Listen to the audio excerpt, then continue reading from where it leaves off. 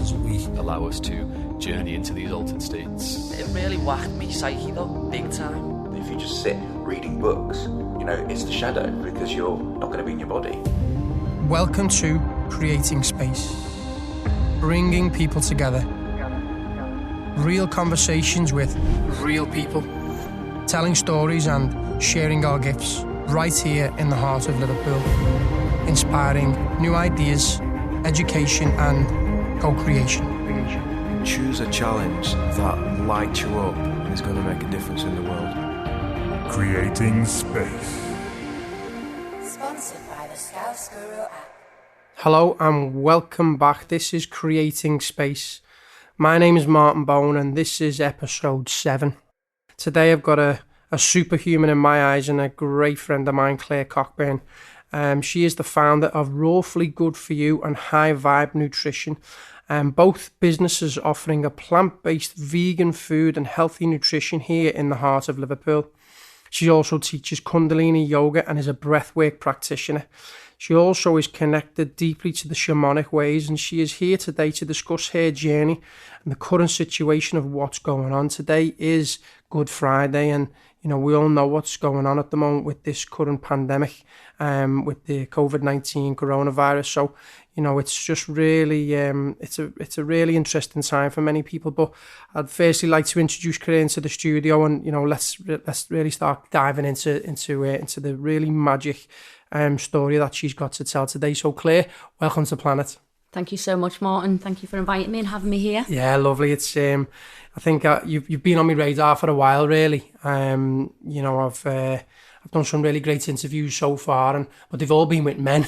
You know what I mean? And I thought I'd better balance the scales here and get some females in. And I've got some really nice conversations lined up with some great females. And again, you've been on the radar, so it's been great to have to get you here and really start diving into some of this stuff. So let's start off with the nutrition. Let's start off nice and soft because I think this it's got a lot of layers and levels to it, and it's going to be going places today. But let's start off, with what you are doing here in Liverpool and how's that unfolding for you, Well, I've been running a raw food business called Rawfully Good For You for the last 5 years, and recently I've just opened up another company called High Vibe Nutrition. So it's just the evolution of the first business offering plant-based food, but it's plant-based food that's made consciously with love, and it's 100% natural. So it's providing maximum nutrition for the community. Lovely. And that's what we're lacking in at the moment with the overspill of fast food takeaways and busy lifestyles causing people to grab on the go. And what was missing for me was, the opportunity to buy fresh, healthy food on the go. Mm-hmm. And after going travelling 10 years ago on a soul-searching journey, that's where I found myself in a raw food retreat and learned all about the gifts and the beauty of plant-based food. And that was the biggest life-transforming time for me that brought me on this path. Wow, what was your nutrition like before you went then? I mean, it wasn't bad. I was brought up with a mum and dad who cooked from scratch, so I always knew how to cook. We had home cooked food. I'm really blessed to have had parents that give me good nutrition, so I did have an education on how to cook, and also I ran gyms for 10 years, so I always had a healthy diet, but it was very much still mainstream. I used to have a lot of protein shakes. I used to eat a lot of chocolate. I'd still used to go out drinking. So there was a lot of stuff that needed to be refined in what I thought was a healthy diet. Yeah. And so, you're talking about then you've got Rawfully Good For You and High Vibe Nutrition. What type of nutrition do you actually offer then with regards to the businesses here in Liverpool? Well, it's 100% plant-based. So it's basically using all the beautiful food that the earth gives us. I mean, that's what it's there for. The earth gives us this food for a reason. It's got all the vitality, the vitamins, the minerals, and the fibre, the carbohydrates and protein. That's what our body needs to stay healthy and well. And that's what the earth provides us. So that's what I use, the fruits, the vegetables, the nuts, the seeds, the oils, the herbs, the spices, all the wonderment from nature. Because I know you do cakes, you do smoothies, you do juice cleansers, you do meal preps, and so it sounds like there's a full variety of of food, nutritious food that you're offering to people. I for one have tried a lot of Claire's food, if not all of them. I know you've got a pretty big following now in Liverpool, and it seems to be expanding, doesn't it, Claire? Well, plant-based food on a whole is growing. We've got some beautiful businesses like Indigo Greens holding the space with plant-based food, and more people are starting to wake up to the need for good nutrition. So, yeah, we offer a full range of juices, smoothies, detox programs, obviously healthy snacks, because everyone loves chocolate. How can you live without that? And why should you? And we try to create cuisine that mimics all the stuff that we thought we'd have to do without by being plant-based, like Singapore noodles, Mexican chili, Thai curry. So we try to use different meals from all over the globe and combine them using all the goodness from the earth. Because people still want the taste buds tickling, don't they? Of course, and I love having the taste buds tickled. Yeah. And you've got a shop, haven't you, in the north of Liverpool? And how long have you been there for? This is the 5th year. Yeah, and you've got I know you've got it's really busy time for you at the moment. I know, especially going on with the pandemic. But you've got a number of people working in the kitchen. You're up every morning, and everything's from fresh, and you're preparing all the time.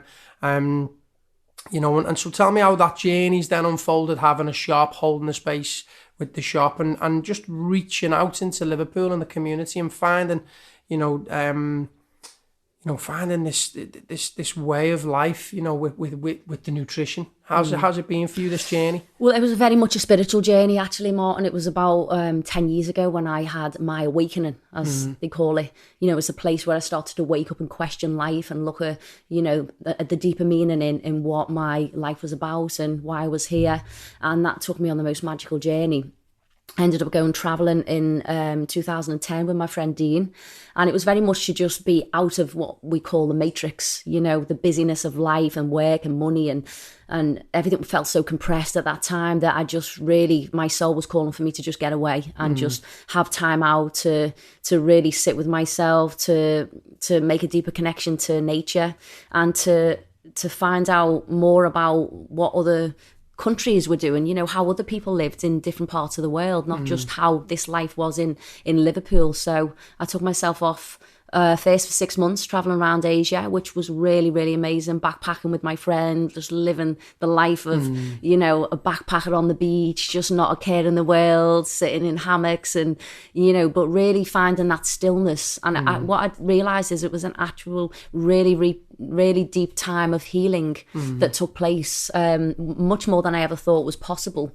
I got a chance to really sit with the pain I was carrying and some of the traumas that we all go through in our lifetime, and that also helped me get a deeper connection to nature, because obviously I was off grid, I was out in nature, swimming in the ocean, breathing in the sunlight, losing track of days, and just finding a peace within, which really inspired me to want to travel and learn more. I started studying Buddhism and I started doing Reiki. I'd done a Reiki practitioner course and my master's, which brought me into the holistic art of energy healing. Lovely. Which was just, for me, it was just life transforming to realise there's this energy body and a system within us that we weren't taught about in school. I just couldn't actually fathom how we didn't know this, how we weren't taught about the chakra system and the way energy flows in our emotional body. And that just opened up a whole, that was like Pandora's box. It took me onto an amazing journey of really wanting to study energy healing in all its different forms and understanding about the body, because I'd worked in the fitness industry for 10 years, so I knew a lot about the physical body, about good nutrition, about how to train and stay healthy. But what I did realise is that even though people were eating the right foods supposedly and training, they were still getting illnesses and suffering with stress, and that there was obviously an element missing to the health and well-being that I thought was what you needed to stay healthy and well at that time, which was good nutrition and training. There was the spiritual aspect, which I went in search of. And then I came straight back and decided that my work wasn't done and I wanted to travel again for another year. So I set up to go to South America this time. And I went off traveling for a year, this time in search of study. I wanted to study and learn about why people got sick. That was the question that come in from traveling around different countries and understanding industry that I've been in with nutrition and fitness, I really wanted to understand why people got sick. Like, where did disease come from? Yeah. You know, why do people get sick? What was autoimmune disease about? What's you know, what is causing this for people, and how do we prevent it, and how do we heal it? And that took me to South America actually first, where I got to meet the medicine in South America, Mother Ayahuasca. Wow. And that was a big, massive part of my transformation. And it changed the course of my life forever. It brought me into a much deeper connection to God, to the universe, to myself, to my soul. And I started being spirit-led, led from the heart, and receiving guidance from the universe, which took me to a place called Bahay Kalipai in the Philippines, which was a raw food retreat. And I actually thought I was only going to stop by there for a month. I was doing volunteer work. I thought, yeah, you know, I can do this, raw food, you know, knuckle down, eat some healthy food, detox, and then off I go, you know, onto the next part of my journey. But that was the place that I was always meant to be. That's where I really, really got to understand what plant-based food was, what this gift was from the earth, what the life force energy that was within the food, what that does for the body when you take out all the toxins from the processed food and the alcohol and, you know, the chemicals within the food that have been manufactured, and get back to the wholeness of the food from the earth and the vitality and the goodness and the beauty that came from it. You know, it really was life-changing. I seen a lot of shifts within myself in the time that I was there. Wow. Physically, mentally, emotionally. It was the most beautiful journey of reconnecting with the earth and reconnecting with the food, and realising what an absolute gift this was. Wow. And obviously she also taught me that this food wasn't just for our nourishment, it was for our healing. Yeah. And this was starting to answer some of the questions of how we get sick. Yeah. And it was the lack of nutritional value that we're putting into our bodies in this busy, fast-paced world of convenient food and processed food. And we've sort of lost our way a little bit of why the food is given to us from the earth in the first place. Yeah. And that's for our health and our well-being. Wow. Very incredible story so far. Thank you for sharing that. I think what's coming to mind there is, I feel as if certainly, you know, because modern times is so fast-paced, we're losing the virtue of, for me, longing and patience. And, you know, that really has an effect on how we cook our food, I suppose, how we nurture our food and where we get our food from. As you said there, so many people now, it needs to be convenient, doesn't it? You know, modern times, it just seems to be in the fast lane. And it's, you know, just to find that time to nurture, you know, one's meal. It seems to be an art which we're losing, you know, nowadays. And so, how long did you stay in that particular space for? I know you said you went for a month. Was you there? I know you were there for much longer. Is that correct? Well, I spent the rest of my trip there. Wow. I spent the next 4 months there studying and learning all about the raw food and how to make it into a beautiful cuisine. And in that time, I also got to experience what it was like to just live off raw food for 4 months. So I went through a really deep cleansing process, because the raw food, the plant-based food, starts to really deeply cleanse and detoxify your body. So I went through this really deep detoxification of all the acidity, all the tension, all the trauma started to be released through the body as well, through this life-changing diet, which also included yoga and breath work and a process called inner dance, which was a spiritual practice, which it was a combination of everything and the teachings I was receiving that helped me on my journey. And I just remember just making the prayer to want to come back to Liverpool and to just educate people on the beauty of this gift that's been given to us that we've forgotten about. Wow. And I did not have in my mind at the time to open a vegan shop. That was like the last thing I was ever thinking of. I just wanted to come back and educate people and share what I learned. And it just was such a beautiful unfolding of how the shop manifested. You know, I started really understanding how to detoxify the body and started creating beautiful juice cleansers for that purpose of helping people heal, release the inflammation and and increase the amount of vitality and nutrition that was going into their bodies, because the combination of taking the toxins out, stop eating processed food, and then flooding your body with nutrients was what helped the body increase its potential for detoxification, because the body's always naturally detoxifying itself. If you give it the right environment, it speeds that process up, and it increases your life force energy, and actually it helps you get younger because you start feeling more vitality in your body. Your skin starts to get more nutrition, your body's more hydrated, your hair becomes more silky, your eyes shine, you know, your body loses all the body fat, you become lean and clean and vibrant and full of energy. You need less sleep. I mean, you know me, you know, we've always got loads of energy. You know, we are pitters, but we have naturally a lot of energy. We look after ourselves. We do yoga, we eat clean, and that gives us the sustenance that we need to go about and do, you know, what we do. Well, it gives us the sustenance and the, you know, the vitality to be able to serve. You know, you know what you're talking about there. You were away, and you just had this vision, I suppose, and then of coming back to Liverpool and sharing your gifts. And spreading this education. But what was so beautiful was that you actually went and had the direct experience. You know, you did that yourself, you cleansed yourself, you healed yourself, you know, you welcomed all, I suppose, the trauma from, you know, from the past and the fragmented parts of the psyche. And, you know, we all have these wounds as children, and so and suppose, you know, being in that environment, which, you know, away from Liverpool, away from the razzmatazz, I suppose, and away from, you know, the impulsive decisions of going out and having a drink, and which isn't, you know, such a bad thing, by the way. But to have a real opportunity to heal on multiple levels, it sounds amazing, you know, and anyone listening to this today, I mean, just sitting here watching Claire speak with such passion and such vibrancy, it inspires me to, you know, to eat better. You know, I would say I eat quite well, but, you know, it's things like this, you know, it's just conversations where it's just being educated and inspired. You know what, I'm not going to go to Chippy after this podcast. I'm going to go and get a salad, drink some more water. But, you know, so far, thank you for sharing that, because it is really inspiring. I know it's become something that you've embodied and you continue to embody. And how you hold the space here in Liverpool with the food that you offer, and you know, the services that you provide, because that leads in towards, obviously, you know, I know you teach Kundalini yoga here in Liverpool, and I know you're a breathwork practitioner, so you're looking at, you know, well-being from many different angles. You know, you've been a fitness instructor, and, you know, you've been down them avenues in your life.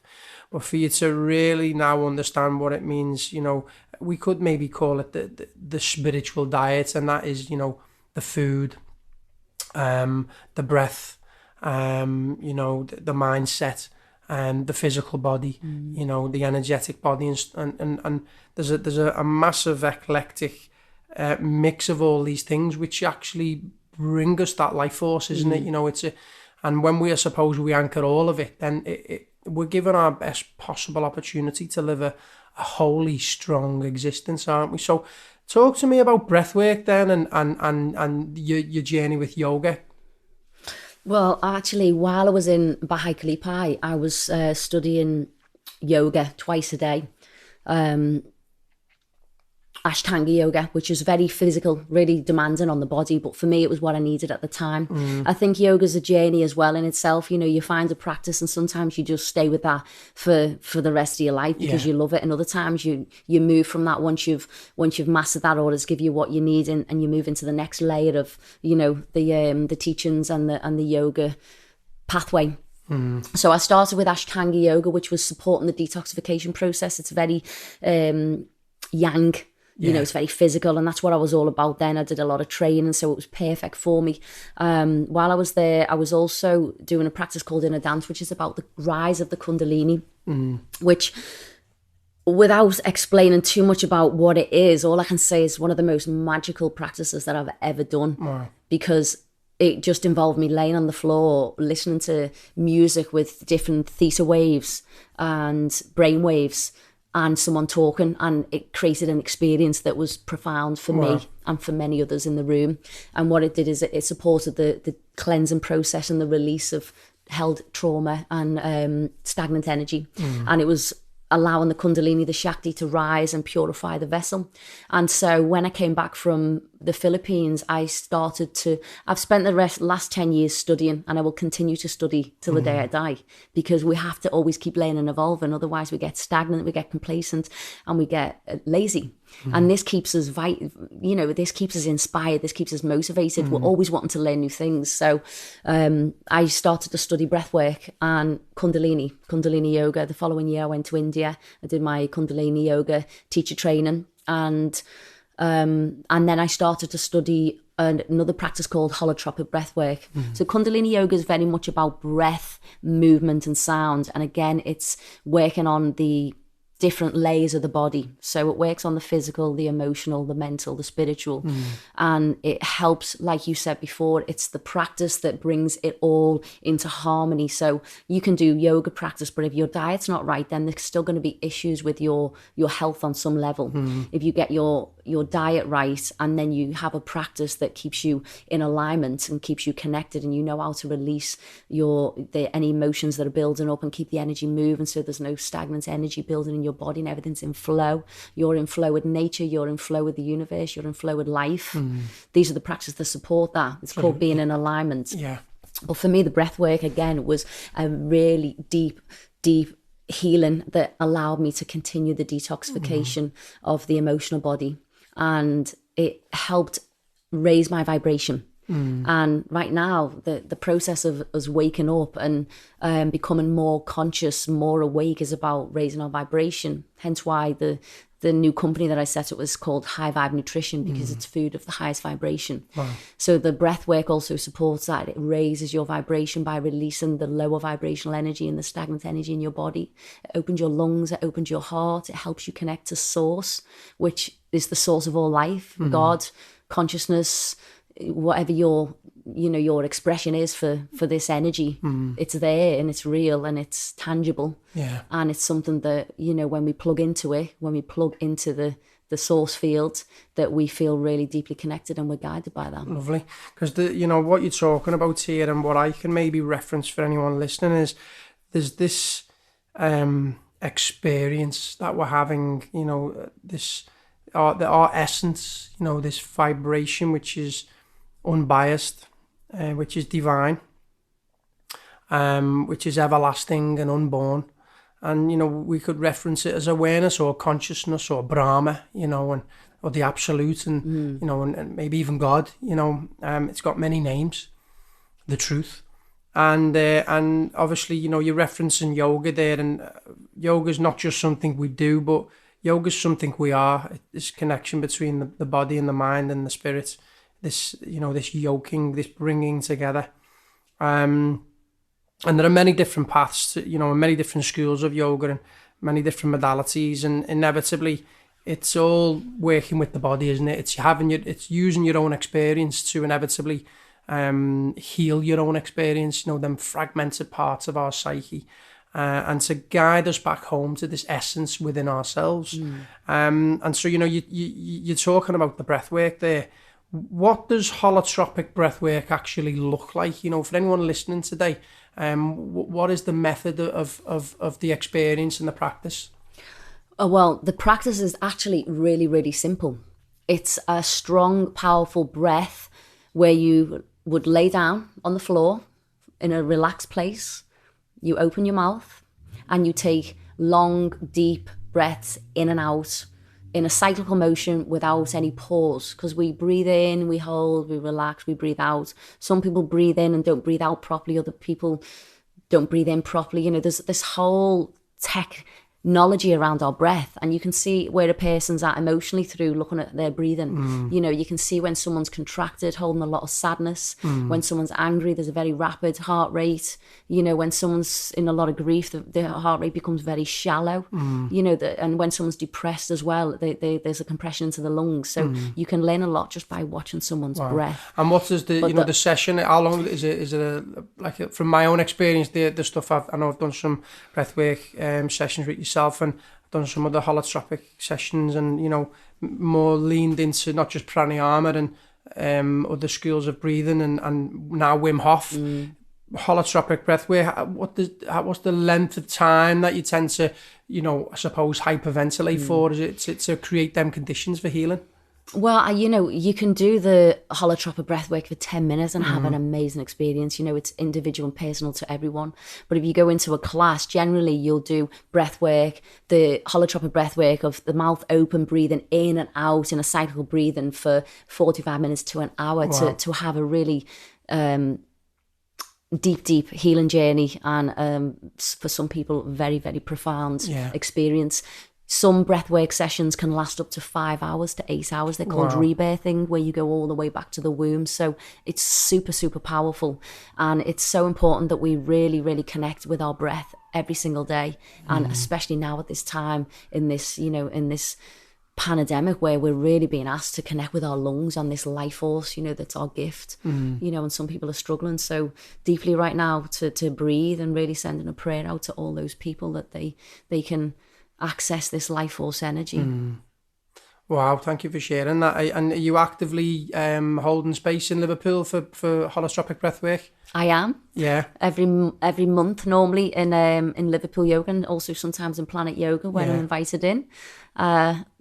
Normally it's every month, every 4 weeks, and you can find it on my Facebook. Yeah. Obviously, when this is over, we'll be doing a lot of breath work for healing and for the lungs. And it's, this will probably now lead us into starting to talk about other modalities, i.e. plant medicine, for levels of healing. Just for anyone listening today, what is your... we talk about healing here. What does that mean to you, Claire? To heal. What does that mean for anyone listening today? Well, my healing journey involved me being deeply at peace with who I was, being able to express myself without worrying about what other people think, knowing myself on a deep level, not judging anyone for who they are, seeing each person as an individual, releasing fear and anxiety, because actually it's massive. Actually, that was actually one of the reasons why I went traveling, because I was so caught up in all these fear-based programs and I felt so compressed. I wasn't sleeping. I started to become agitated. Now I ate what I thought was healthy and I trained a lot, but still mentally I felt really unbalanced. I started having night terrors, nightmares, and I just knew something wasn't right mentally, and that I had to get away, and I had to be in a place where I could really dive into that and heal. And that's when I started to meditate, which really helped me to calm the mind and to peer into some of those program systems and some of those deeper part of me that were still suffering. Yeah. There was a lot of my teenage years where I was really unhappy. I had to travel back and heal that, and that brought me a lot of peace and a lot of joy, because I started to reconnect with those parts again, which helped me feel more of myself. I felt freer. I am free. I'm a free sovereign being. Yeah. I know that. I know that wholeheartedly, and I feel deeply connected to God, to the universe, and to the earth. And that brings me the most joy that you can ever imagine. To the place where I was before that, I felt that deep connection. I was just lost, asleep, if you like.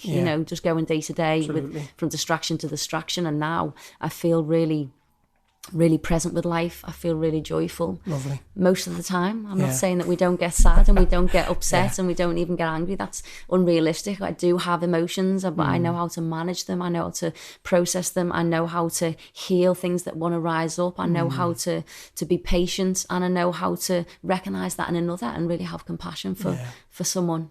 Lovely. Thank you for expressing and transmitting what I suppose healing means to you, because it's a word that it can get branded around quite a lot, especially in the spiritual communities. But for you to explain and express what it means to you and give the listener an understanding of that transmission, and also once there's a reference point there, then there's a possible map of how to get there. Do you know what I mean? And again, we're talking about eating good food. We're talking about hydration. We're talking about getting into the body, exploring yoga, doing some breath work. You mentioned meditation there, and and we'll lean into the plant medicine journey in a second.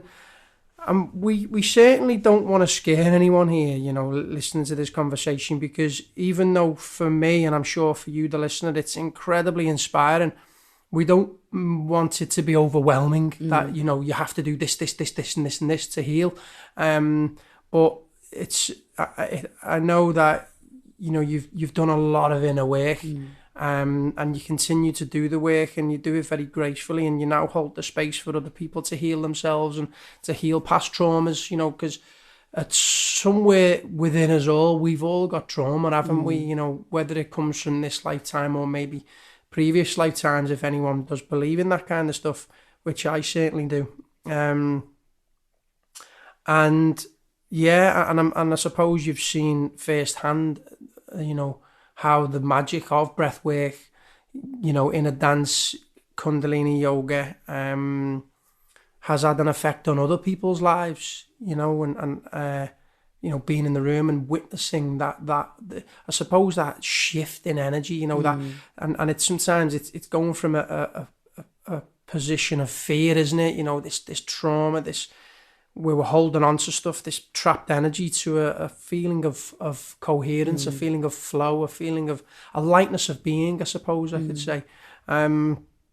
So leaning then into the plant medicine, because I know that's been a whole new journey as well as everything else. You did mention ayahuasca there before, which is a shamanic brew, which comes from the Amazon. And I know you've explored other plant medicines, so I'd love to hear your journey and how this unfolded for you, and bring that into the present moment, into today, and how you continue to weave this way of life into your daily activities. Well, it was actually the journey that I told you about, where I went travelling for a year. Part of my wake-up call was when someone told me about the precision of the equinox, which was the 21st of the 12th, 2012. This is when the Great Awakening started and the ascension process started. And it just captivated me from that moment. There was just something, my soul was just so drawn to want to know more about that. And I started studying the Mayan prophecies and looking at Machu Picchu. And that's why I decided to go away for a year again and go to South America first, because I wanted to go to these sacred places. I really just felt so drawn. And I'd been told about the medicine the year before when I was traveling in Thailand, and I just hadn't been able to get it out of my mind. I studied it for 2 years, watching videos, documentaries, and I just knew that I had to go and be with it. I had to go to South America and experience it for myself, and I did. And I ended up actually on my own in the Sacred Valley. There was meant to be a few of us there, and for one thing and another, no one else turned up. So I was literally in the Sacred Valley on my own, about to do this monumental initiation, which I was so terrified. I've never been so terrified in all my life. And actually, just before I went in, and you had to do a really strict diet for that, you had to really clean the vessel, and that was another part of the detoxification process that I did first before I ended up in the Philippines. So she actually took me to the Philippines and helped me learn about raw food and helped me set up the shop. She really did. She guided me so much after that. You and talk continues about she, to. who is... She is the grandmother, is the mother ayahuasca. Yeah. She's the sacred plant that is there for our healing. And she is the madre, the mother. And what did the medicine show you? Well, actually, the first journey was really deep. It was much more of a purgative cleanse. She helped me do the detoxification. That was the really start of detoxing the body and releasing all the, the toxicity that had been pumped in through the TV and the media and probably the lifestyle I lived in my 20s, recreational drugs, the pain and the suffering and the anxiety and the fear. All of it was being released through that journey. And after that, I felt much clearer. I felt much lighter. I couldn't really explain what happened the first time because it was new. It was quite intense and it was very powerful. But I knew that something magical had happened. I felt lighter. I felt more at peace, which is what I went for, because I was feeling agitated and fearful. And that's why I went traveling in the first place, to help heal that. So she helped me release that. But the magic continued, because I then carried on traveling and ended up in the Philippines. And it was on in a dance journey in the Philippines that she came through to me and showed me that she'd brought me there to continue the healing journey and to learn about, detoxifying the body as a process for healing disease. Really healing the physical body actually helps heal the emotional body as well. So it all works hand in hand. Like when you start doing yoga, you just start naturally wanting to eat more healthy. Yeah. You see that change. Absolutely. You said yourself now you start doing liver detoxes and parasite cleansers and all sorts. Yeah, you've done all sorts of cleansing through that journey. And I truly believe yoga helps you with that, because it helps you be more in your body. It helps you see more clearly what it is that you need in your life, and what is serving you and what's not serving you. It's like a self-respect as well, doesn't it? Totally does, yeah. It helps give you a better way of life. And meditation also, because it stills the mind so you can see more clearly and you can get the guidance from within, instead of listening to all the chatter that just will just have you going around the bends and losing your days and days go by before you've done anything. So I just know that something profound happened at that time, and I continued to search for information and study about nutrition, and that's when she took me to the Philippines. And from the Philippines, after that, I came back and I started doing workshops and creating detox programs, and then Roughly Good was seeded. That was my first birth of that vision, and I was working, doing seminars and educating people and studying, really, really deeply studying, and doing a lot of detoxes myself. I did the Andreas Maric liver cleanse that took a year to get all the stones out the liver. That was a journey in itself, which just made me feel so much more empowered and so much more at peace. All these transformational parts of the journey that have helped. But it was actually 3 years later, which you'll know all about, because it was that process of that time in our lifetime when we all connected, our tribe, and you know what I'm talking about. There was a moment, wasn't there? I opened up Planet Yoga in 2013, and then I went on my own sort of process, I suppose, over it, and it was very thick and fast. And then it was around November 2015. I remember. You were there, Angela Thompson was there, myself, and there was a few other people, Diana at the end, and there was just this sort of crystallizing of something, wasn't there? And I only really kind of, I can just say it was so synchronistic at the time, and we met each other, and it was, Angela was doing a lot of Kundalini at the time, wasn't she, in Liverpool, holding the space. And then there just seems to be then a process of where we were able to share ceremony. We were able to sit in the same space together, and we were really fortunate enough to sit with a wonderful friend of mine, Don Roberto. And it was a portal, wasn't it? And we had some ceremonies, we had some sittings, and what unfolded was just it. Wow. So elaborate on your own experience there. How was that for you, that time?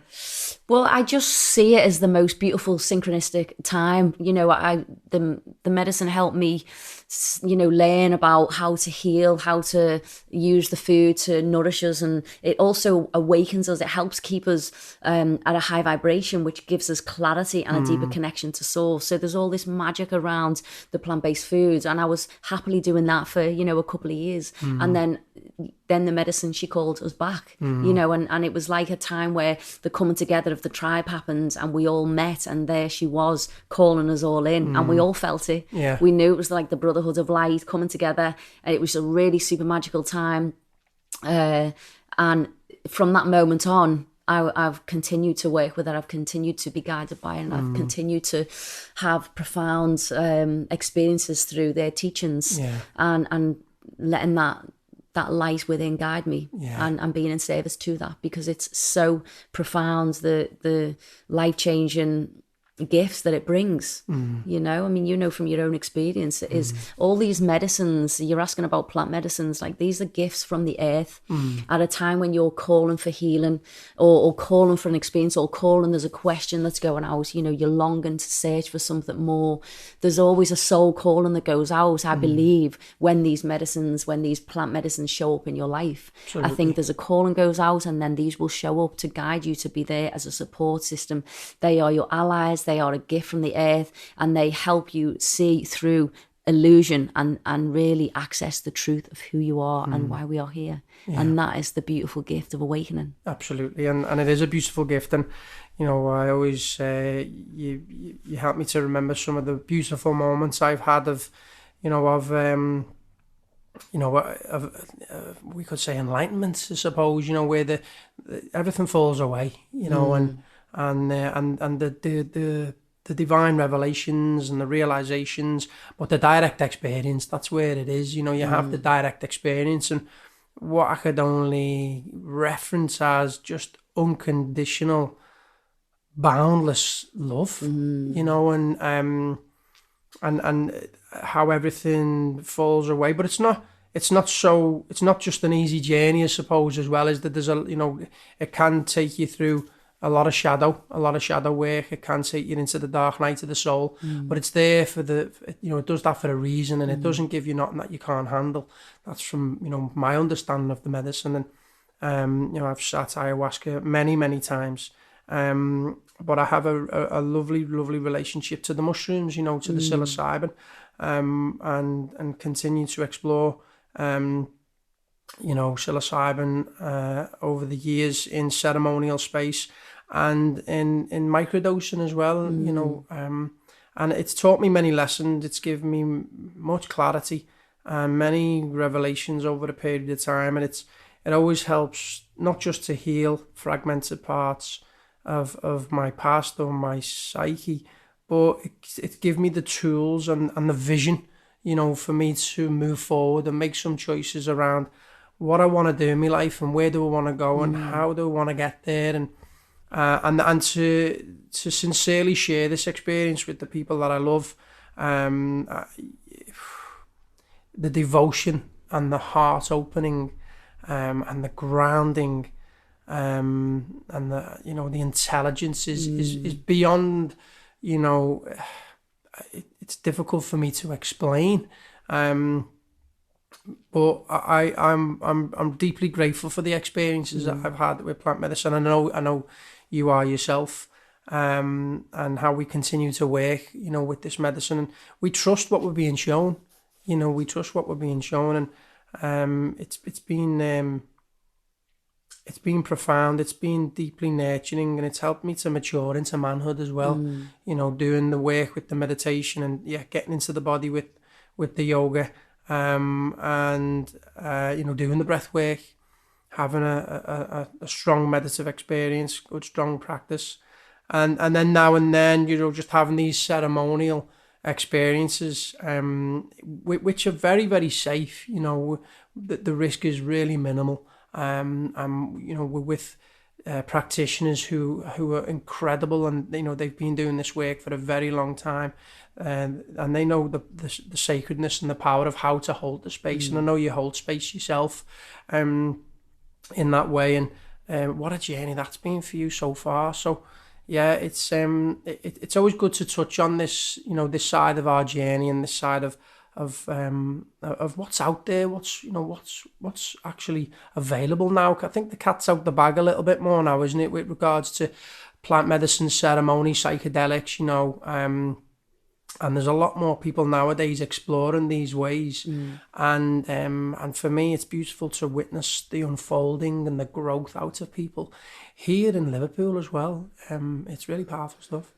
Yeah, there's just a massive movement happening in Liverpool. I feel so blessed to be part of this city and part of these, you know, the people that are gathering here. So many people are awake and wanting to be in service and help one another, and really that's what it's all about. You know, that's what helps us thrive. That's what gives us joy, really. We're really feeling it now because we can't have that contact. We can't be with our loved ones. You know, we can't go out socialising. We're really feeling all the things that are so important to us at this time that we really know are so precious. And I just feel really, really blessed to be part of the Liverpool tribe and to have this really strong supportive community around me. And it's not just yourself who's offering, holding the space for, the food. You mentioned Indigo Greens there, so I know Mark and Patty, they're doing such a great job, aren't they, with offering high vibe nutrition, plant-based food, but really, really tasty food as well. Yeah, it's delicious. They do some really good food, don't they? So anyone who maybe hasn't, checked in with Claire's food, it's high vibe nutrition, it's roughly good for you, and also there's Indigo Greens. And then there's these smaller little supermarkets, isn't there? We got we got Purple Carrots on there, on Smithdown Road, and we've got Matas in town, who's been there for such a long time, and they just hold the space, don't they? For good, healthy nutrition, and but also a smiley face. They're all about community. They're all about coming together and being a part of something, which is a shout out to them guys today. A big thank you. That leads me into talking about, at this moment in time, Claire, we're talking about food, and we spoke about a lot there, but let's just talk about water for a moment, and the importance of hydration and the importance of good quality water. Am I right in saying that you have a Kangen machine in?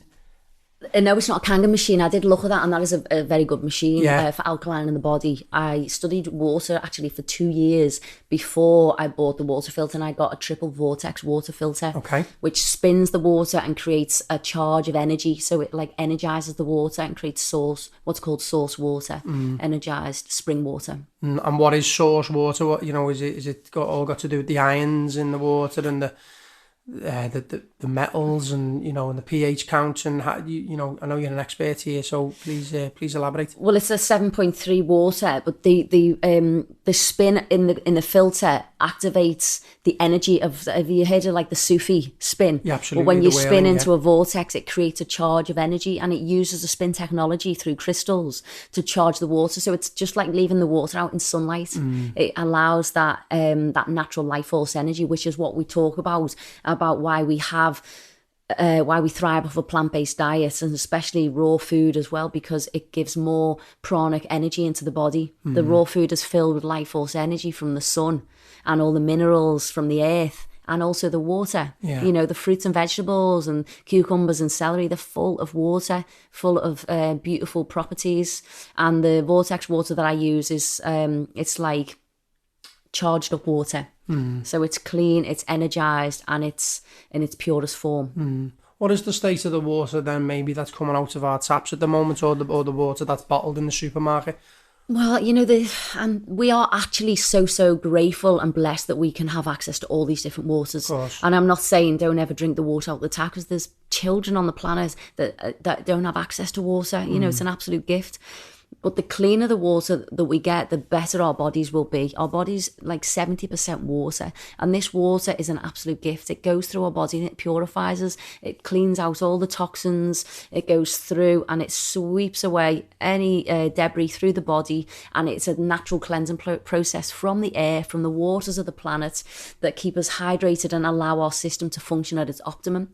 Every single aspect of our body, every function in the body needs water to function at its optimal. So if we aren't drinking enough water, for one, if we're not hydrated, then our body's not working at its optimum. When we get dehydrated, we get tired, we get brain fog, we get forgetful, we get irritable. And some people aren't recognising that as being dehydrated. They just think it's a normal way of being. And the minute they hydrate themselves, they instantly feel more uplifted, more refreshed, more full of vitality. And what do you feel like the adequate amount of water that we maybe should be exploring each day?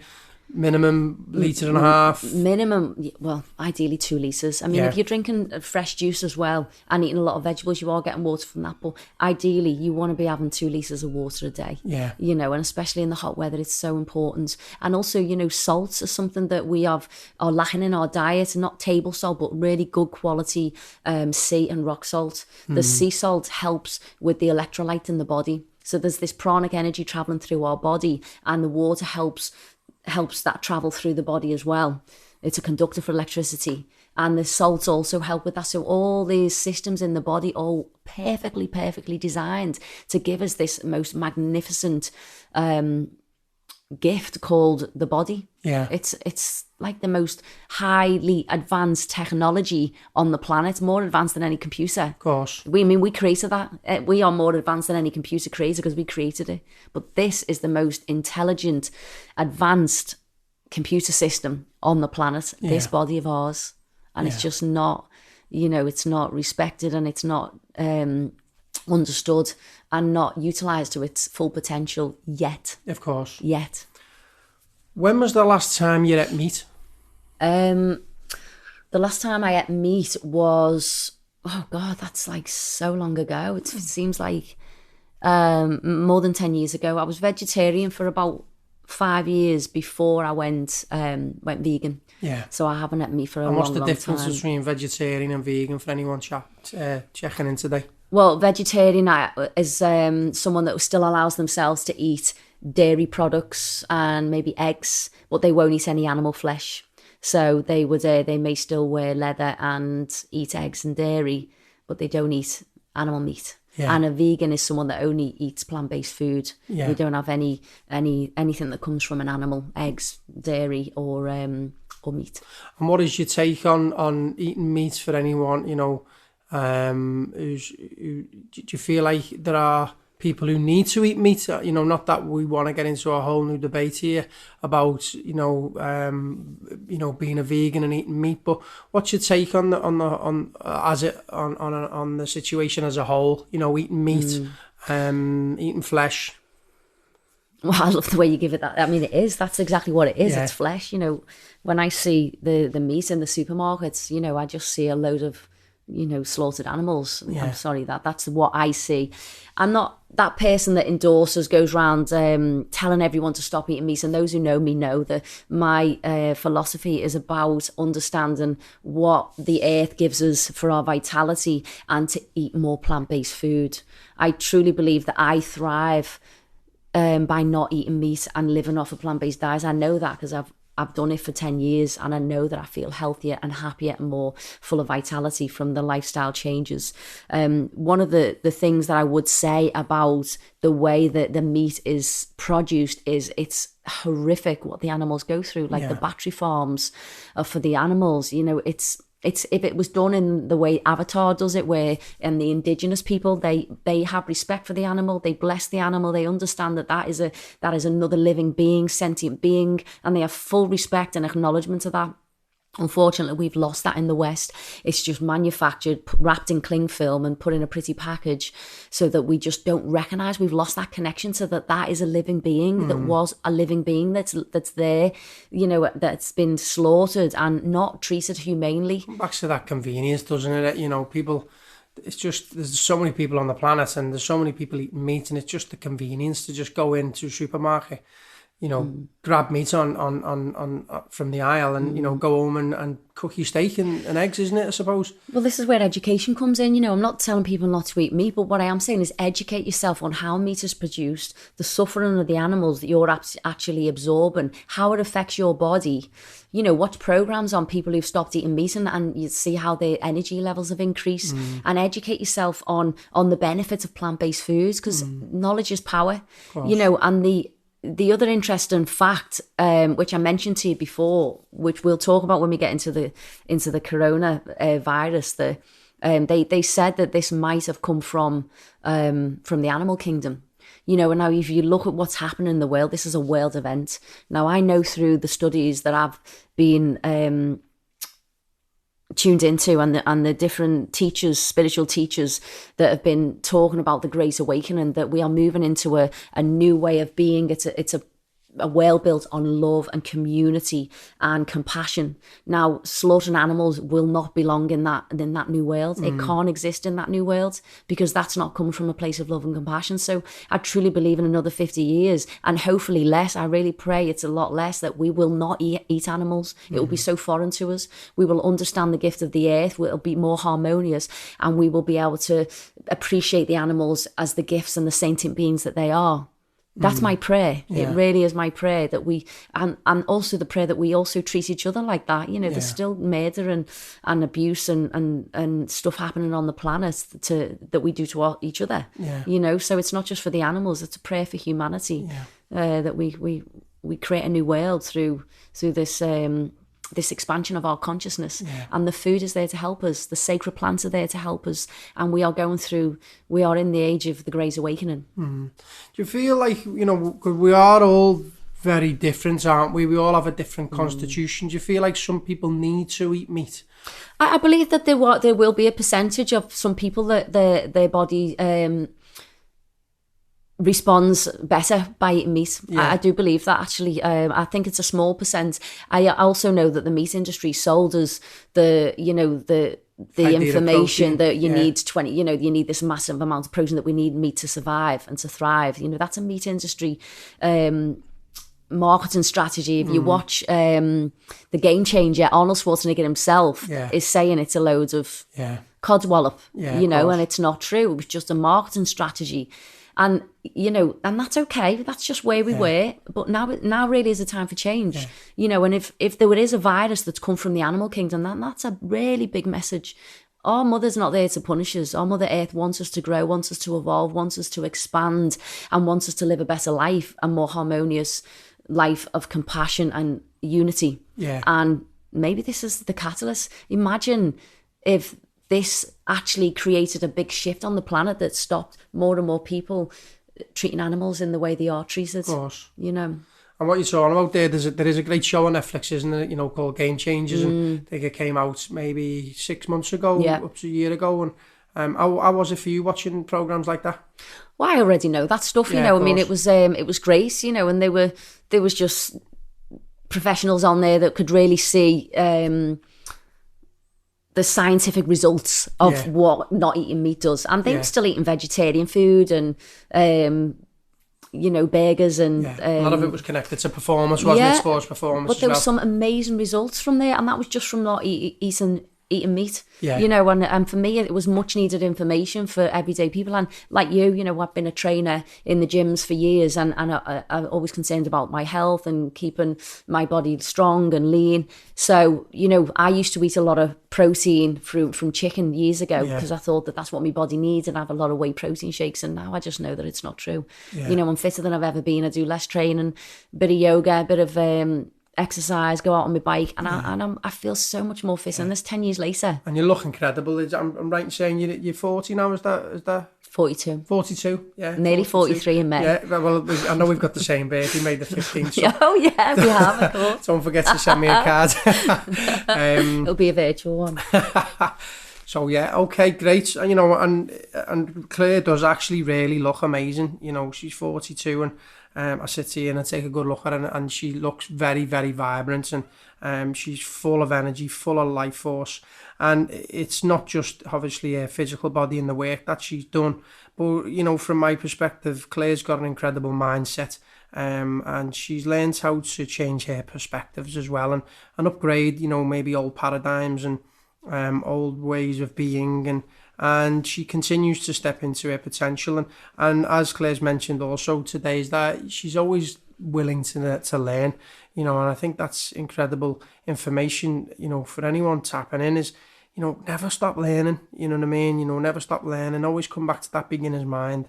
You know, it's an incredible teaching that I do tend to visit a lot, is to see the moments as it is, and to see the potential in the moments, and to never to never stop learning. It's powerful stuff, isn't it, Claire? And I suppose this conversation, it brings us into then the current situation of today. You know, it's Good Friday today, and what a beautiful day. It's been lovely, the weather the past few days, hasn't it? And I think in this current situation, this pandemic, I'm really grateful for one, that the weather's lovely here in the UK. I think it would be a much different.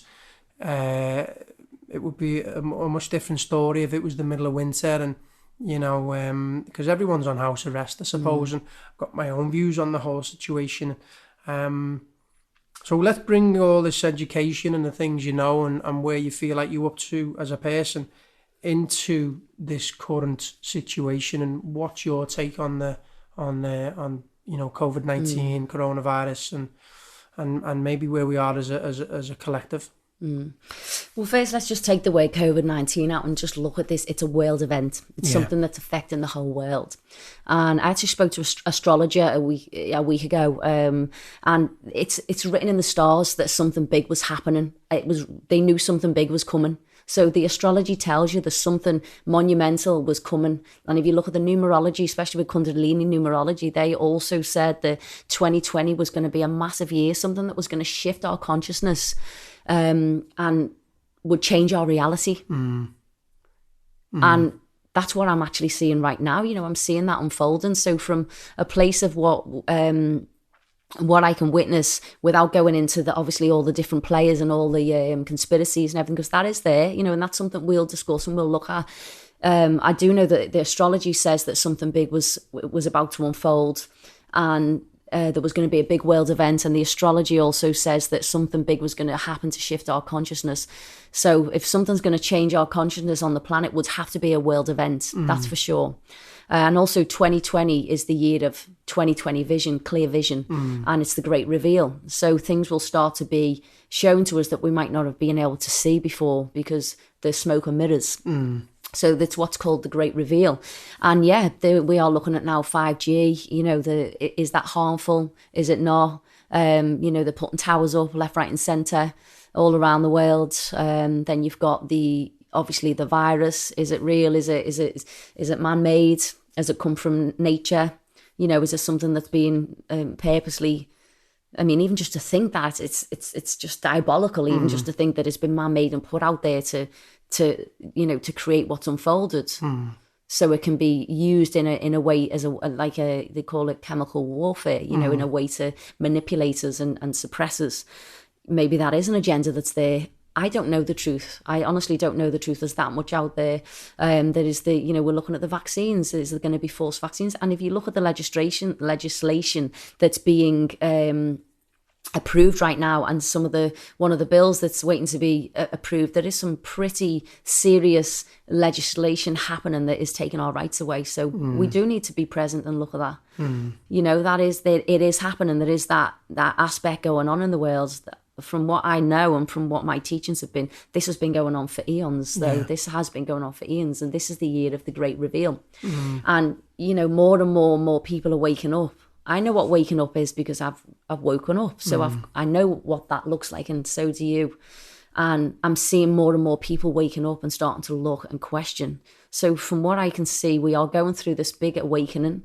All the prophecies have talked about it for many, many years. It's in all the literature that we're going through this process of ascension, this process of awakening to a new world. The world is being birthed into a new world. Now, if you look at anyone giving birth, it's not a comfortable place. It's traumatic. Yeah, but the gift at the end is why we go through that. Of course. Why we go through the birthing canal. So we're going through that birthing canal, everyone together, isn't it? It's like and also, you know, if you look at we talked about healing before. Now, the way to heal trauma is one of the ways to heal trauma is to really feel it. You have to feel it, and then you have to go deeper into it. The more you feel it, the more you heal it. Now, everyone is going through something right now. You've got the fear of death. You've got the fear of poverty. There's so much fear in the collective coming up for healing. We're going through a mass healing for sure. You know, that's what I can see. There is things at play that are going to create change. Whether it be that we take a stand as the people and call our power back. I am a free sovereign being, and it's about us all as individuals claiming our sovereignty at this time. And if you look at the prophecies and you look at some of the teachings, like I follow Magenta Pixie, she talks about this time, and Darpan, who's also a medicine brother, he talks about this time being the cocoon. It's like the transformation from the caterpillar into the butterfly. And the caterpillar consumes 3 times its body weight in its lifetime. And then it goes into a cocoon, turns into mush, and then it comes out in this beautiful transformed new way of being. It's got wings, so it can fly. It can see the world from a whole different standpoint. So the world has changed for that, but that caterpillar. And he calls this the corona cocoon. Wow. You know, so there's many, many, many different teachings. There's many different aspects. I'm not saying what's true and what's not. And this is a polarized world we live in. This is the light and the dark playing out together. And the only way to heal the dark is to shine light on it. So wherever we see the darkness within us, wherever we see, look at that shadow. It's part of the healing journey to look within at your shadow side, at the pain, at the things, you know, and it is challenging to look at that. It really is, to sit and look at that. Yeah. If you can just breathe into your heart and just trust in yourself at this time and just see what's there for you, what's rising up for you. That's my advice, is to use this time, if you can, to go within. Instead of looking at it as being house arrest, look at it as a time to go in your own cocoon, to see what's rising up for you. As a positive. Let's get the most out of this time. How many people have actually ever had a month off with their children at home? You know, some people are just, all they know is just work, home, sleep, feed the kids. You know, it's just a routine that they've been in. And I'm not, you know, I really feel for people who are struggling right now with the businesses and finances. You know, my prayers go out to each and every one who's got their own challenges. What I would say is that there is an opportunity here also to ground down, to see what's rising up for you, to enjoy that precious time with your family, with your loved ones, or whoever you're with, that you're meant to be with at this time. To see what is precious in your life, because we've stopped the consumerism as that to, you know, we're not all out busying ourselves up with shopping and eating and not that that's wrong, you know, that these are parts of the gifts, but we have turned into a society where we spend most of our time on the phone, we text people instead of having that interaction, and we consume a lot. We are consumerists in the West, you know, we're always getting the latest gadgets, and none of that really matters. At the end of the day, that is not important. What's important, as we realise right now in this time of great change and great awakening, is our loved ones, our friends, our family, our connection, you know. I did a drum journey the other day to ask about what's unfolding at the moment and how us as a collective could help our planet, could help the earth. And the first message I got was, united we stand, divided we fall. That's the first message to come through. But as you will see, and I'm sure you'll all agree, that I don't feel divided. If anything, I feel like it's bringing us closer together. In fact, the more divided we get, the more we want to reach out to our loved ones and our friends, and the more we want to connect in some way. So, you know, even though we feel divided, we are actually deepening our connection, our telepathic communication. A lot more people are in prayer. A lot more people are caring about people, you know, in the hospitals and all around the world. You know, our hearts are being burst open right now. Yeah. The feelings that we've had for being just what people are going through. And to realise that this consumeristic lifestyle, you know, it can't continue. It really can't. You know, ravaging the earth of all the resources. There has to be a change. The seas are full of plastic. The pollution from harvesting the animals for meat. Of course. The amount of land that we use to get the animal meat, 5 times more land for livestock that's tortured and consumed in such an inhumane way. You know, this is a time for great. It is, and that's the old paradigm. This is a time for great change, and the prophecies say this is called the 0 point. This is a time where we go in our cocoon, and we are creating our new world. So I'm just inviting every single person to really start to drop into your heart and just think, what world do you want to live in when we come out of this cocoon? What world do you want to see around you? What world do you want to live in? And let's really start to call that in. Lovely. What great advice, and such passion comes out of your words, and the way you're so eloquent, Claire, in your sharing. And what springs to mind here is just to make peace with uncertainty as well, isn't it? You know, it's just to really trust. And at this time where, you know, we are all at home, you know, I personally have been speaking to many people most days, and a lot of people, I think that first week to 10 days, there was an integrating period, and there was fuss and there was unrest, you know, and now, you know, now that we're settling into this period of time where, you know, we're still all at home, so many people are feeling a lot more connected, and it brings us back to stillness, doesn't it? You know, the capacity to sit with ourselves, and it is difficult sometimes to take a look at the things that rise up in our experience, and we do point the finger elsewhere, and we tend to project. We neatly place our shadows onto other people, we'll have a bit of that. At this time where, to be at home and to sit with what's rising up, I just watched a lovely little Instagram post from a friend of mine, a young girl. She's 24, and she's been sitting with herself for the past few weeks, and she did this great video, and I just thought, wow, she inspired me. You know what I mean? And for it to have that understanding, that knowledge that this is a time for me. This is the time for me to sit with my stuff. And the stillness is a great teacher, if not the greatest teacher for us all. And I, for one, am certainly learning a lot of lessons, at this time. And it is a time of great change. And I trust that if I do some work and, if I continue to do my own inner work and continue to come back to a state of homeostasis and truth, then that's enough to demonstrate, to the world how we can come together. There's there's also something that what I feel as if, we need to do as a collective, is to say no. I feel, I watched The Matrix last week, and there's a part of the movie in The Matrix where Neo is running away at the very end, and he's running away from the, the agents, and the symbology of it for me was that the agents are like, the fear, you know what I mean? The unknown, they're trying to kill him basically, and he's running away, and he gets to the very end, and he opens the door, and there's the agency's there, and he's ahead of him, and he puts bullets in his chest, and he dies in that moment. And in the movie, it's where Trinity, she says to Neo, you can't die, you're the one. You know what I mean? You're the one. And he comes back to life.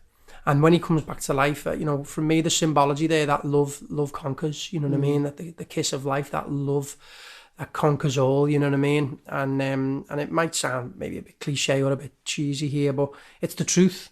And he comes back to life, and in that moment when he realises that he is the one. Now, the one we could reference as the source of awareness, this essence of this vibrancy, this aliveness within us all, our sovereignty. You speak about sovereignty, this divinity, this majesty within us, and he realizes he is the one.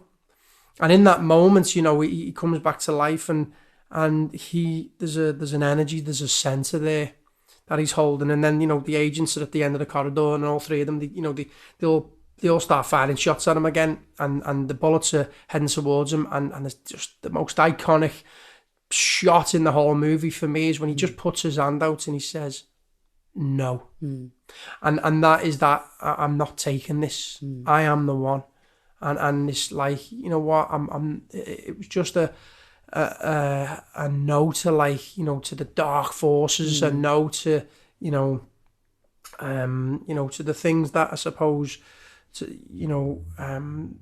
that we can be quite ignorant to, I suppose, you know what I mean? I do believe that humanity is being puppeteered, and The Matrix is what an amazing movie, because, we do come into this life, and as soon as we've got a birth certificate, we have a social security number, a national insurance number, and we're a cog in a massive machine, in a corporation, and for me, for us to own our own energy is to recall our sovereignty,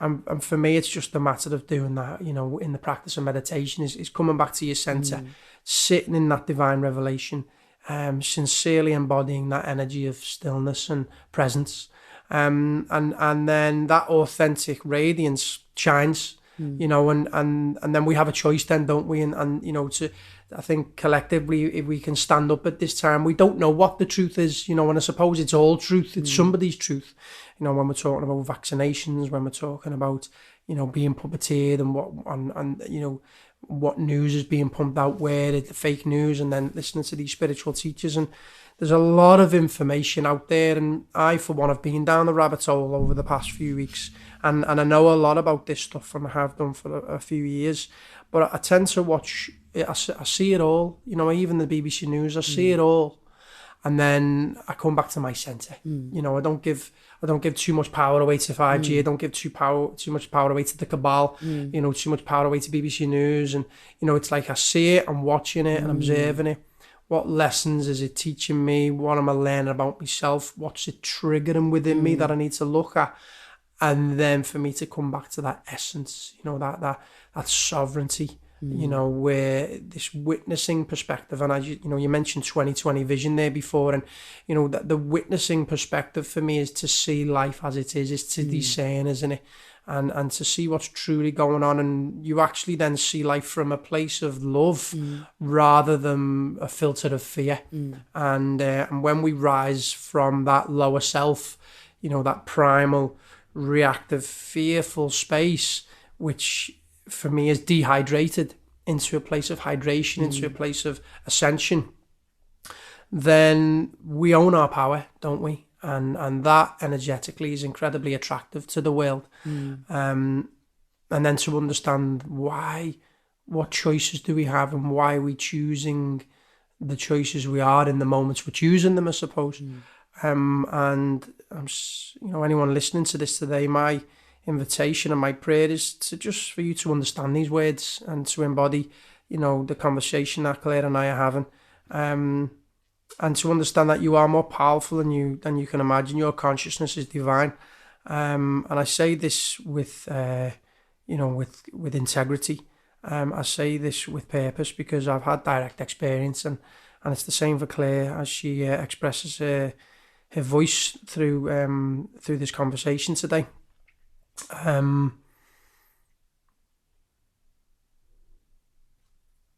Yeah, it's all good. Yeah, beautifully expressed. Thank you, Martin. And it's just about claiming. It's not about going to war. It's not about being caught up in fear and getting lost down the rabbit hole. It's about witnessing what's unfolding, claiming your sovereignty, and transmuting the fear into love. You know, just finding out what triggers you, and sitting with what rises up, and then just finding a place of joy, whatever that is, whether it's singing, dancing, playing with the children, going out in nature, and whatever you can do to put yourself, to raise your vibration and put yourself in that place of joy, is what we need right now as a collective. And that's my prayer. And thank you for, you know, you're mentioning joy there. To be in joy is to enjoy, you know what I mean? And when we're doing the things that light us up, and a lot of the time it's the simple things, isn't it? And, you know, we could look at the perspective that this is a gift and we're all at home, and there's an opportunity to look at ourselves, and then there's another perspective that we're all on house arrest, and whatever it is, there's some joy in it all, isn't there? And I suppose whenever things do lift, and we do, you know, enter this new world, that maybe this new perspective, what a time it's going to be, you know, when we can all actually come together and hug each other again, and to, you know, to be physical, to be intimate with our friends and our families, you know, to dance and to share good food, maybe a cheeseburger or a vegan one. Like, you know, I'm incredibly excited for what's to come. And how do you feel about that? Well, I just think it's going to be a monumental time for the whole world, you know, to experience that freedom, that connection. I don't think anyone will want to be on their phone. I don't think anyone will be sitting in watching Netflix. I think everyone will be out. I think there'll be street parties galore. You know, you'll hear people, like in Italy, they're saying, you know, in China, they're saying the sky's blue. They haven't seen a blue sky in years because of the smog. And now the sky's blue. They're all out on the streets. In Italy, they're all singing out the windows, you know, and I just know that, you know, Liverpool itself knows how to have a good time for sure. And there's going to be street parties galore. And I, for one, am really excited for that time to come. Lovely. What's next for you, Claire? Moving forward with the business and your or even your personal endeavours, you know, what is there something that you have a vision for, or do you just take each day as it comes? You know, you're in a place of manifesting your dreams. What's next for you? Well, I think all of the above there, Martin. Yeah. I mean, obviously, I'm taking each day as it comes. I'm fortunate and blessed enough to be classed as an essential worker. So my shop is still open, providing fresh, healthy food. We also run a delivery service, so we're delivering meal preps to people, which I feel is an absolute gift right now for me to be able to offer this service. And I feel really blessed to be able to do that at this time, to get the message out to more people about the importance of eating plant-based, clean, healthy nutrition, and how it sustains us, how it helps us awaken, how it helps support our journey, and how it prevents illness and disease. You know, it's so important that we really connect with that, with the earth, and get grounded. My own personal development is I just will continue to work with sacred plants. I will continue to be in service to them. I will continue to hold space for people on their journey, because that's what brings me the most joy, when I see the light, you know, emanating from their eyes after the release of something that's been weighing them down for such a long time.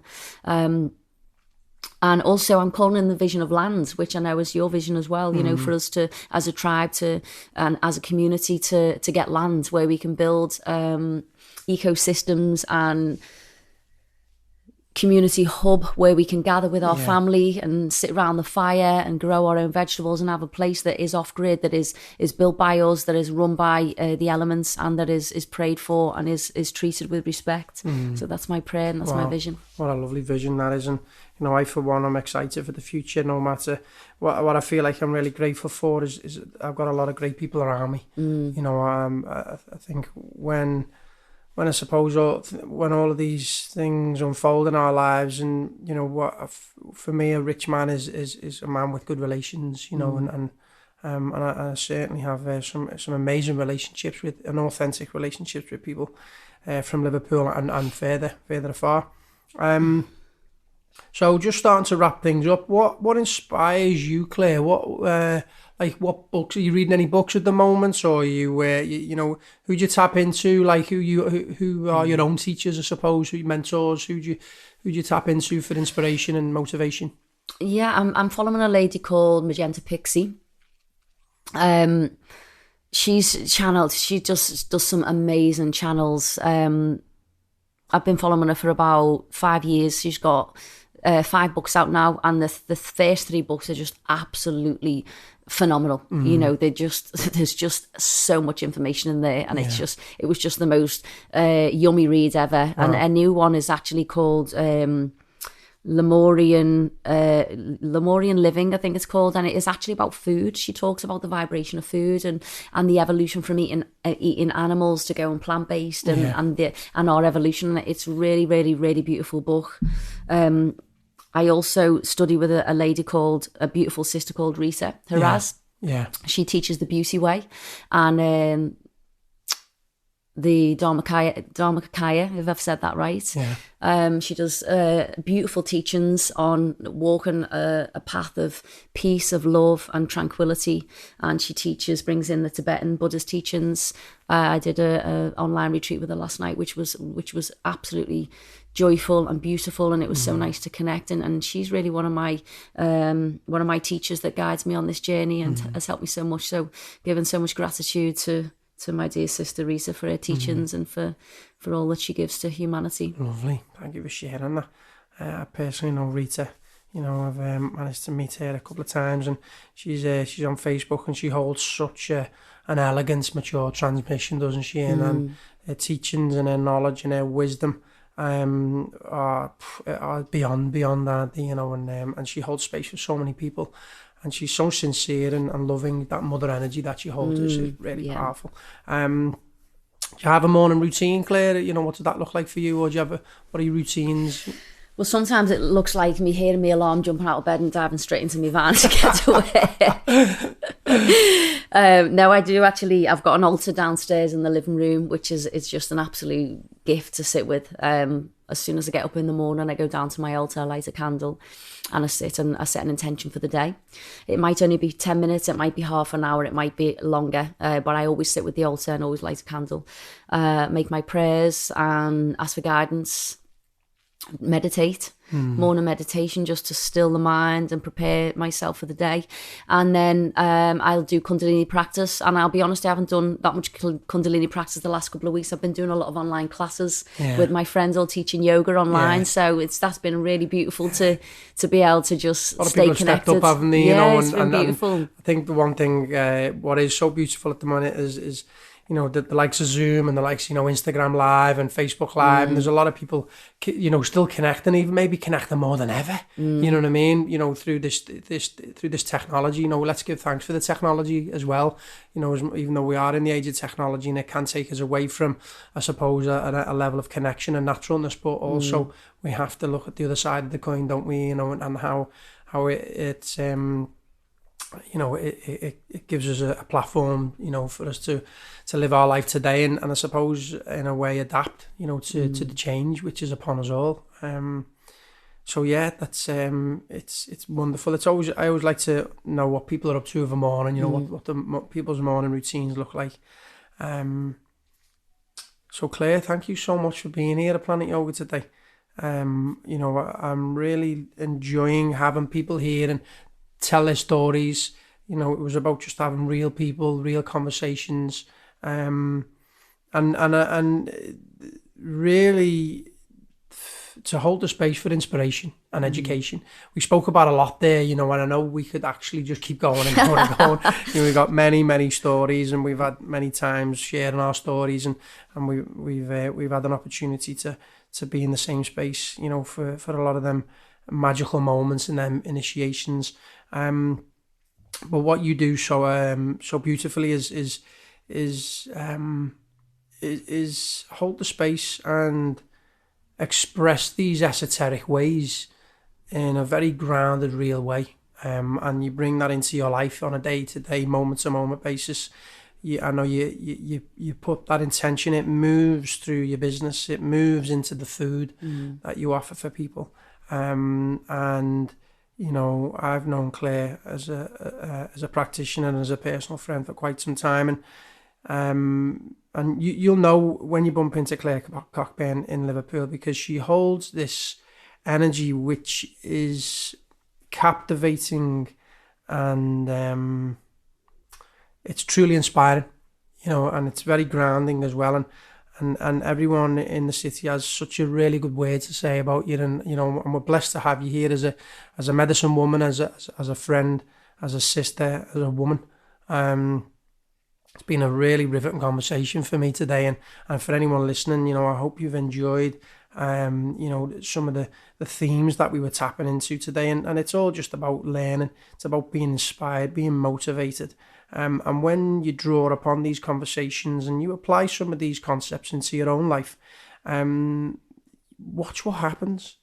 There's things just shift for the better, and there's never any ending to it. We're just constantly refining ourselves, aren't we, and remembering who we are. And it's a never-ending project, I suppose.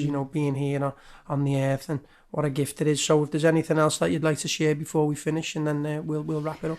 No, just a reminder to find that place of joy, stay in your heart, trust the process, and giving really deep gratitude and thanks for inviting me here today, Martin, and thanks for all that you offer to the community, this beautiful space, your joy, your humour, your wit, your teachings, and your dedication to this path. Thank you so much, brother. Thank you, sister. It's an honour.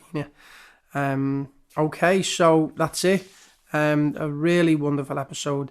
And if anyone would like to get in touch with Claire, you've got a website, Claire, haven't you? It's is it Rawfully Good For You? Yeah. And High Vibe Nutrition. Yeah. You can go onto my Facebook page, Rawfully Good For You Detox. And, Claire's got a lovely little shop in the north of Liverpool, but a lot of her food and a lot of her services, she does delivery services, and she's also weaved a lot of her nutritious food and her drinks into other areas of Liverpool. I know you're in Purple Carrot, you're in Matas in town. So there's different pockets of Liverpool that people can really access your food and the wonderful services you offer. Yeah. Thank you. Awesome. Okay, guys, have a good evening. And we'll be seeing everyone again very soon. Good night and God bless. Creating Space is sponsored by the Scouse Guru app, an all-purpose meditation app that feeds into all your needs, developing peace of mind, increasing mental focus, lowering stress levels while discovering inner stillness, awakening your potential and educating you on all matters related to human behaviour and personal development. Download the app for free on the App Store or get it on Google Play today.